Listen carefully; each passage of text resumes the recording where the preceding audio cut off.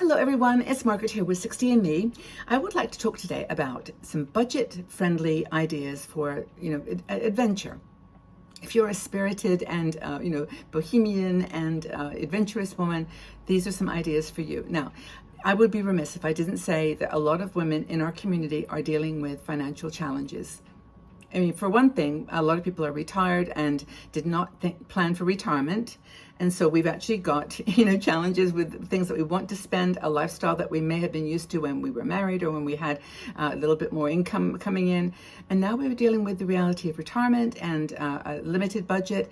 And what do we do? How do we fuel and feed that woman that wants to get out into the world and do some fun things and on a budget? And so I've got some ideas for you. I think it can be done. Now, I'm actually in the camp of I don't have a lot of savings for retirement, but and I'm on a fixed budget, just like many of you are. So I'm being cautious about that. But then there's others. You deserve to go out and have a good time and tell us the things that you're doing. This is all good, but budget-friendly activities are fun for me to share. So first thing, and some of these things you're going to go, oh, Margaret, yeah, we know. But I mean, honestly, there's no silver bullets. I'm not going to say that you can do things that aren't real. These are the things you can do that are real. They're really things that don't cost anything. And you have to just sort of, okay, or very little, and go out and enjoy them. Nature. Wake up, everybody. Nature is just the biggest free gift that we have. We walk out the door. Doesn't matter whether you're a millionaire or you're on a fixed budget. The trees are still there. The nature in all of its beautiful abundance is there for us to enjoy. And why not? We should enjoy it. So go pack a little picnic. I mean, I'm not kidding. Yesterday, I actually was just getting my camera's not straight here. Yesterday, I actually went to Zurich and I packed, and I go on the train, and I could have gone on the bus, which would have been a little bit cheaper, but I have a budget for trains because I love going places, but it's close. Anyway, I went in there, I had a little packet of lunch. I had some crackers and cheese, some cookies, and a little piece of chocolate, which of course I had to eat right away. Then I went to the little shop, and I had a coffee thermos, and then I went to this little shop at the station and bought a muffin. It's a fruit muffin. I really love it. So that was $1.90, and I went like $2, and I went and put that in my backpack. It lasts you all day if you nibble it. So that's kind of my little routine. But you can take a picnic and just go out into the world. If you get on a train or a bus, that's even better for me. But just walking, sitting, watching other people. And if you ever get lonely and you think, oh, I'm all by myself, I feel so sad, or I feel so, detached from the world, look at the world. There's so many people that are out there by themselves. Not everybody's got someone on their arm and they're holding hands and walking. There's a lot of people that are by themselves. So even if you see someone having a coffee at a coffee shop, just go chat with them. Maybe you say, hi, can I sit with you? I mean, most places here are very communal. Maybe that's not the way you do it in the States, but here you can actually very happily sit down with someone and have a cup of coffee. But anyway, nature walks and hikes are super important, very refreshing, invigorating, and good for your soul. Nature reminds us that we're in abundant beauty, and we can actually enjoy every precious moment free of charge. So go out into nature, take a little picnic like I did, or whatever you want to do, and just go and walk in the park, walk in the up the hills, wherever you've got. And most people have got places they can go, right? Another thing is workshops, creative workshops. Yesterday when I was in Zurich, I was walking down the street to go to the Brockie. That's where I was going to the charity shop, which is another thing that you can do. And there was this group of women outside a shop, and they were there's a mix of people. There were young people and older women too. And they were going to a kind of pottery or painting class. Like they were queuing up to go in. But there's lots of creative workshops, I'm sure, that you can find where you could do pottery or drawing or just knitting or scribbling or crochet, anything that you love doing. Painting, whatever, stained glass, whatever you can do. See if you can find one that's affordable, of course. And some of them are held through the community, through schools, through clubs, and just try something completely different. Try something that brings out your creative side. Another thing you can do is book clubs and literary associations. Now, a lot of them there's a membership fee. Sometimes it's worth it, to pay that membership fee so that you're in the group and you can join online sessions or or go to meet at a cafe or in some kind of communal, like a conference or something. But there's lots of opportunities. Author talks, poetry readings take place at bookstores. You're so fortunate, many of you in the United States, you've got Barnes and Noble and other, I think, is Borders still around? But there's lots of places where you can go and just have an author reading, and you have to buy their book. That's what they're there for, but you don't have to do it. So that's another option to do. And then also you've got online. You can also do online stuff. This isn't quite the same, but you can do, like, there's a woman that teaches Zentangle, which is this really cool drawing. I think she charges a little bit for that, but some of them you can just go into Instagram and, just have fun with it. It's really, really cool. Another thing is, as I've mentioned many, many times, is thrift stores.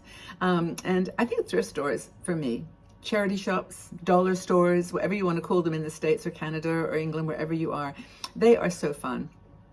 They're like going into a little Aladdin's den of craziness, anything that you could possibly want. Yes, it costs money, but take $5, $3, whatever you can afford, and just go in and buy something, one little nail polish or one little sign to put in your room, or some artificial flowers, or whatever you want that, brings you a smile.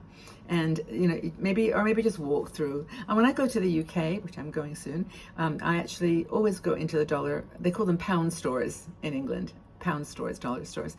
And sometimes I never buy anything. I just wander through. I just think it's so fun. Yes, it's commercialized, and yes, it's capitalism, and yes, it's silliness and whatever. But it's not like, if you're into minimalistic living and not buying junk, you're probably switched off by now, but because that's part of the reality of not having a lot of money, is that you get your joy where you can.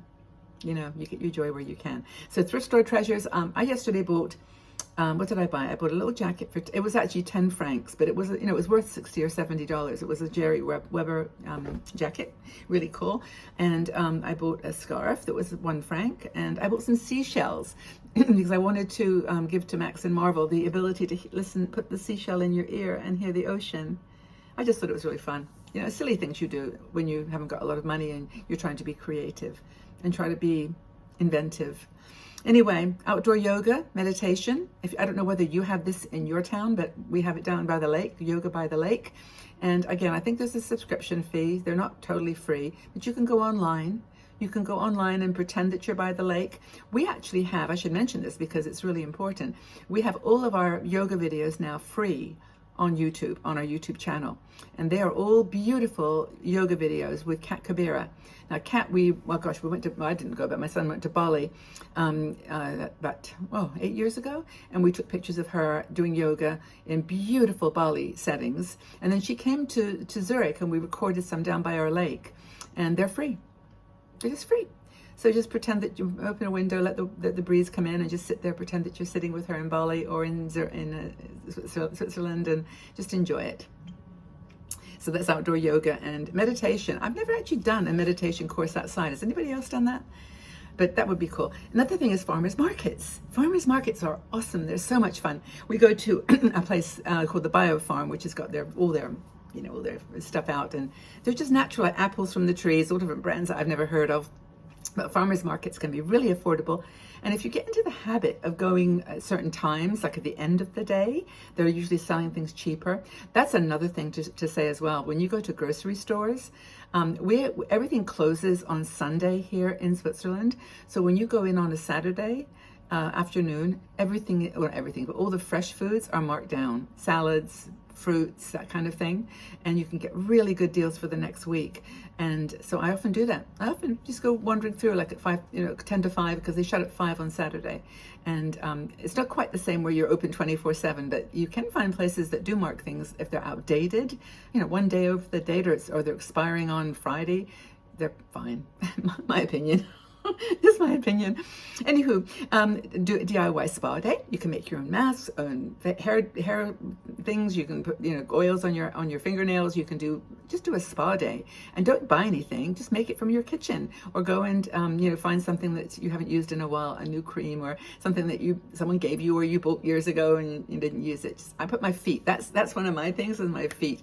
I have a foot like a little bowl, and I just go and find some soap and oils and put them in there, and then I take my feet out and put cream on my feet, and then my socks on, and it feels so good. But that's one thing. Volunteering, of course, is a great way to do something that makes you feel good and makes others feel good. It's a win-win. And finally, museums, cultural immersion. Museums, I say always, they often have a free day. Ours in Zurich is Wednesday. Every Wednesday, the museums are open for free. And if you don't see it advertised anywhere, just go in and say, do you have anything for people on a budget? Or do you have any free evenings? And you will almost certainly find something at a museum or cultural center that you can learn. And of course, there's online. I've tried to skip online a little bit in this conversation because that's not as much fun as going out into the world and doing some of these things. Because I think when you're on a budget, you tend to stay inside and you tend to not treat yourself to things that are free. And they are, many of them. Okay, everyone. Well, have a really, really wonderful day. Do some of those things and tell us how you go on and what you do. If you're living on a budget, some of the things you do, simple things you purchase that make you feel good, and share with us, okay? But for now, take care of yourselves. Stay strong and stay safe and stay positive, and know that we're here for you at 60andMe, and I just love you all to bits. Take really good care, everybody. Lots and lots of love.